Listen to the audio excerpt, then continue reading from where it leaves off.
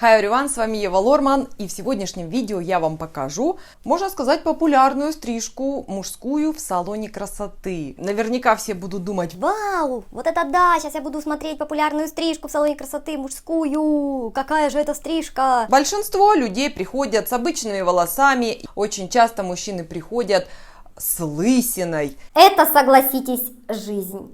И к этому надо относиться нормально. Лично вот у меня был такой опыт, когда я после обучения пришла в салон красоты, и к нам пришел мужчина, у которого была лысина. Это вот для меня был ступор. Я не знала, что с ним делать. Загадка.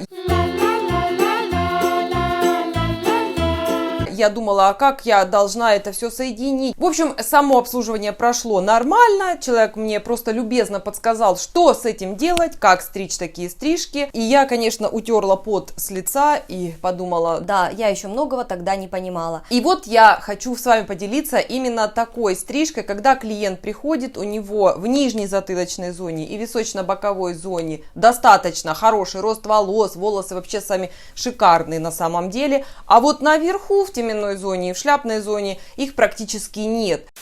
Сама стрижка происходит не запланированно, она происходит в моем учебном центре. Человек пришел, мы его не знаем, только познакомились. И что он нам сказал? Мне, пожалуйста, здесь покороче, а здесь обязательно оставьте. Теоретически это бокс. Я ему говорю: вы хотите бокс? Он говорит: Нет, не хочу я бокс. Я хочу, чтобы вы мне вот здесь убрали, а вот здесь оставили. хорошо, думаю, не будем называть эту стрижку боксом. Он сказал нам: Я не знаю, что такое бокс, полубокс, у всех мастеров это разные стрижки, поэтому не нужно мне этих слов произносить. Вы мне, пожалуйста, здесь уберите, а здесь оставьте. Все. Так, и в итоге мы так и начали его стричь. Так, как мы стрижемся? Так, как мы стрижемся? Сверху не берем, Яночка, потому что там нечего брать. Ну вот так, ну с боков, вот так, вот такой вариант. Вверх точно ничего вообще ну не потому делаем. что да, все там хоть немножко прикроем срам прикроем. Но все равно кончики, мне кажется, надо пройти. Да, ну хорошо, да. Так, вы неправильно одели. Да, Надо вот это туда, да. знаете, как У меня снимите. водолазка у Да, него. да. Вот снимите пока все это. Что, вы же готовитесь к коронавирусу? Нет, я просто мужскую стрижку стригли. Смотрите, Знаете, надо вот чем так. вот протираете руки? Перекисью водорода. Вот это Хорошо. самое Вот так вот сделаем, закроем внутрь. Вы А сейчас теперь- у нас главное, да? Да, Очень приятно. очень приятно, да, взаимно. Поднимайте вот этот Воротник. воротник, да. Вот, чтобы одежда не была здесь у нас задействована. Не туго? Не, нормально. Нормально? Можете еще приезжать.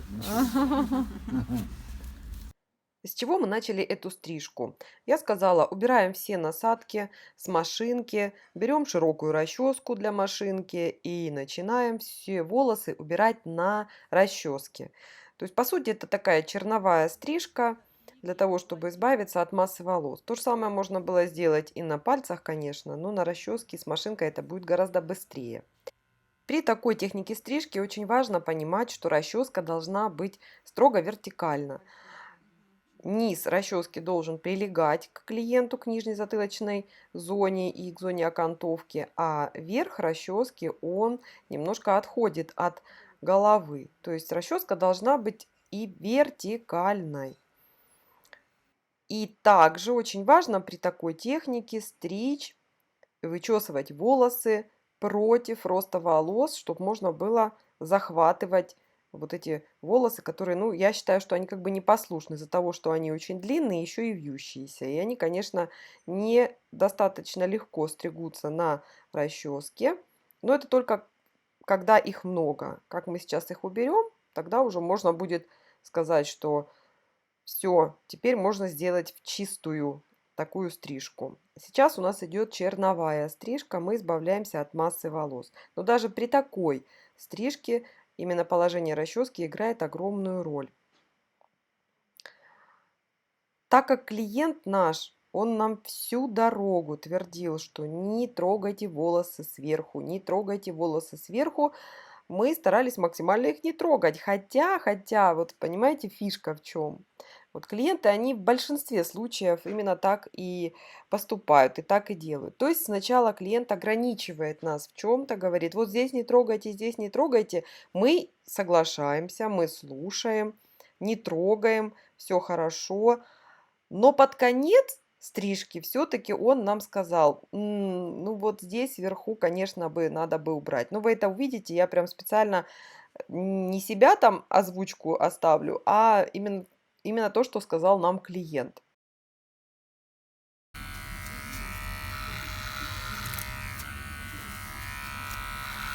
Вот так вот. Замечательно. 10-15 минут и стрижка готова. Даже у студентов, которые стригут всего 3 недели. Ой, я так благодарна судьбе, что к вам попала. Эта техника вообще. От педагога много чего зависит, конечно. Мгм. Подход. Это И вы надо- коммуникабельная. Неловко, да? Это Диана, надо подошли, вот тут вот давайте. Это надо будет скрутить, да. Мгм. подошли, представились. Меня зовут Лиана. Это уже приятно. Вот, Это вот, контакт. Это понимаете? контакт. Это уже Конечно, контакт. Это хорошо. Да. Мы это проходим на первом занятии. Ну вот, видите, здравствуйте, меня зовут Лиана. Да. Ну, уже приятно, все, уже контакт есть. Спасибо. Да, это уже о многом говорит. Вот. Поэтому теория это очень хорошо. Это В любом- человеческое общение. Да, Это да. должно быть. Да. Просто потеряли вот эту нить общения, потери.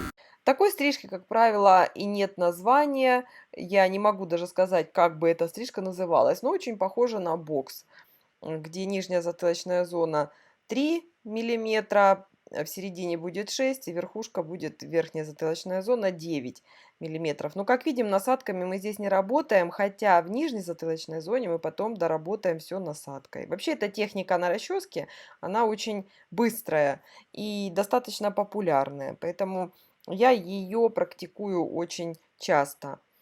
Есть замена этой техники 369, а на расческе мы примерно те же длины и соблюдаем. Единственное, что на расческе у нас получается более плавный такой переход, и мы потом не дорабатываем вот эти вот разрывы 3 между тройкой и шестеркой. Там особо разрыва не будет, а вот между шестеркой и девяткой разрывчик, возможно, будет виден. Поэтому снятие волос на расческе, оно ну, достаточно удобно. И вот смотрите, вот моя студентка Лиана, она учится всего 3-ю неделю. И тем не менее, у нее это достаточно хорошо получается. Поэтому бояться этого не нужно. Да, согласна, что это опасно без насадок. А ну, чуть-чуть, если включить разум и подключить немножко ловкость рук, то, в общем-то, все это несложно делается. Вот мы подошли как раз именно к шляпной зоне, мы начали убирать, и клиент говорит: ой, пожалуйста, не нужно там убирать, не нужно. Мы согласились с ним и отправились в теменную зону. Что-то все-таки с этими длинными волосами нужно было сделать. Клиент нам тут же сам подсказал. Он говорит: я вот так всегда делаю. Беру, вычесываю себе эти волосы и стригу по надбровью такую длину. Представляете, все. Он нас буквально остановил и сказал, как он это дорабатывает. Не мы своей техникой там под 90 волосы держим, а он нам говорит, как надо здесь подстричь.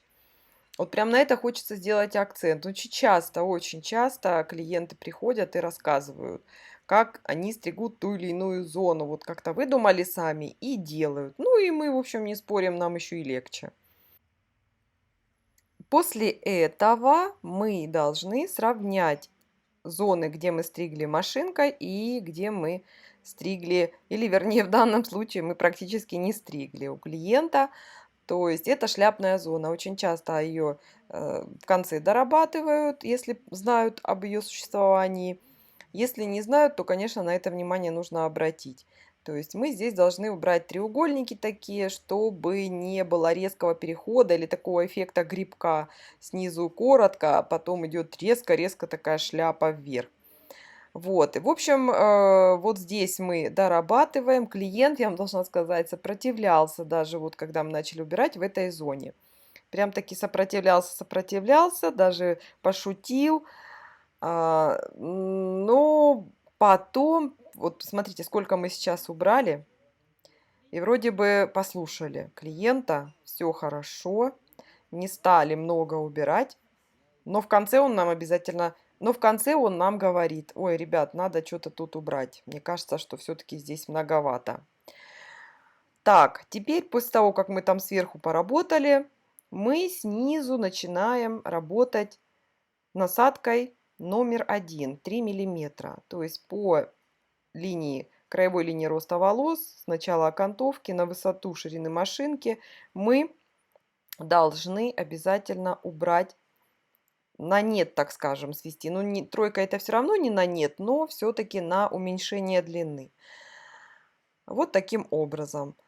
Высота у нас здесь, вот сейчас, вот машинка показывает нам вот эту высоту. Это ширина лезвия или длина лезвия. В общем, вот поперек вот эта длина, это и есть размер, на который мы должны подняться при стрижке насадкой номер 1, это 3 миллиметра. Вот таким образом. Тоже это делается против роста волос, потому что по росту это очень сложно сделать, это неровно, а против роста волос это правильно.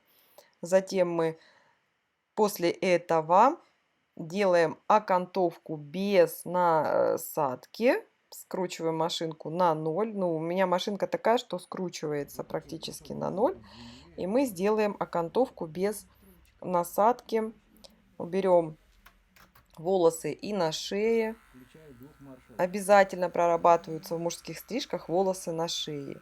Если видим, что волосы и дальше, там дальше на шее растут, то нужно убрать пеньюар и залезть аж туда. То есть насколько там можно все это удалить, то мы все это убираем машинкой.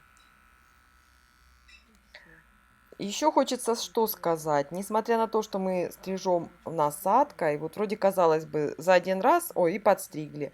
Я всегда говорю девочкам, ну вообще студентам, вы знаете, сделайте на одном месте по 3-4 среза. Вот посмотрите, если волос вообще уже не летит, хоть капелька не летит, тогда можете уходить с этой зоны. А так вообще 3-4-5 раз нужно сделать одно и то же движение, чтобы убедиться, что волос действительно полностью уже сострижен. Держу вот так машинку, потом упираюсь клиенту в челюсть или, скажем, в скулу, а потом ставлю. То есть я зафиксировалась полностью. Когда вот так будете, ну, у вас все Понятно. хорошо. А если вот это вот мандраж, вот такой, и в ухо можно попасть, и выше гораздо. А так упор будет. Упор, а так Да, будет и углом. удобнее, да. Да.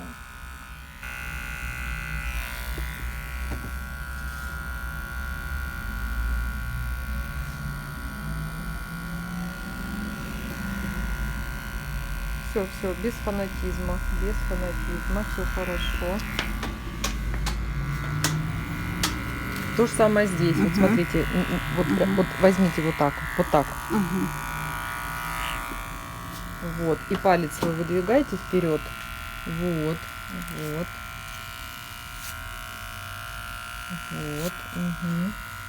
И аккуратно родинка. Там Стоп. родинка. Да, вижу.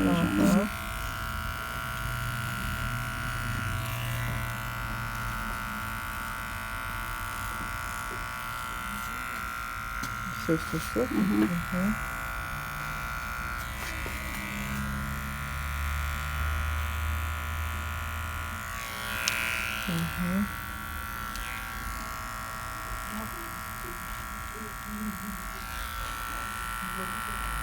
Клиент очень доволен, молодец, Яночка.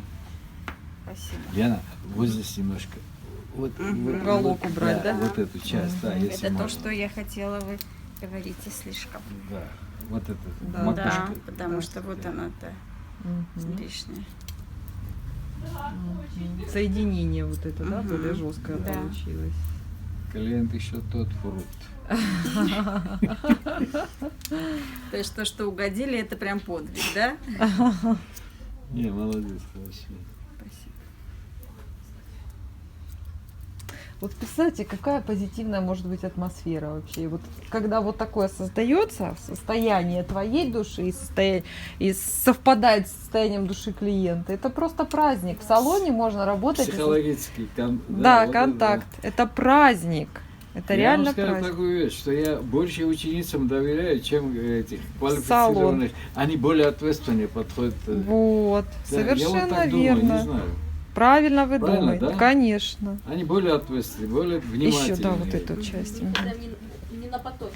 Они не на понтах, как минимум, начнем Да, с этого. да. И когда вот человек Да. пытается угодить клиенту, вот что важно. Вот ученик, он пытается угодить.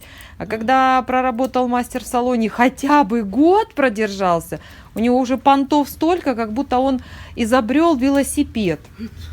Ну правда же? Все, смотрите. Все, нормально, Яночка, нормально. Ну я вам точно говорю, я с такими людьми очень много в своей жизни встречалась. И самое интересное, действительно достойные люди, которые действительно что-то изобрели, они вот ведь не понтуются. Да, они очень скромно ведут себя. Да, да. Вот это их сила, знаете. К ЗАГСу готов. Да. Включайте вальс Мендельсона. Мендельсон, так вы из нас будете выбирать?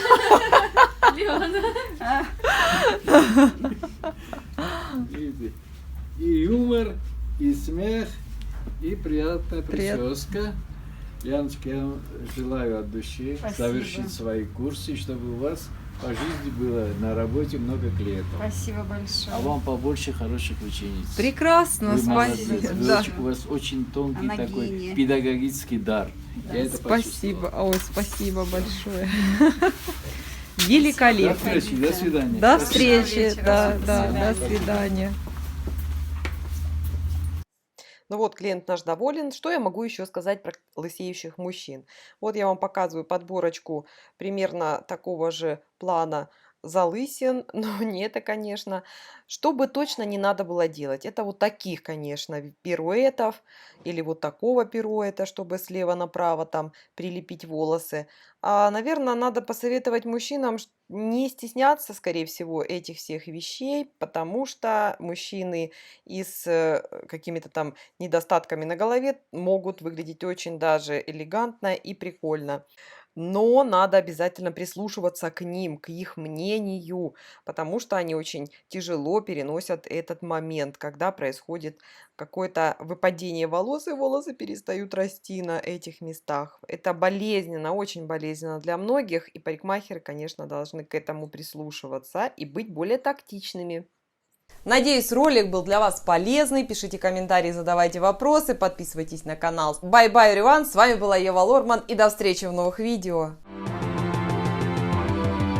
Эй, народ, не скупись, лайк поставь, подпишись, я тебя сейчас пляшу.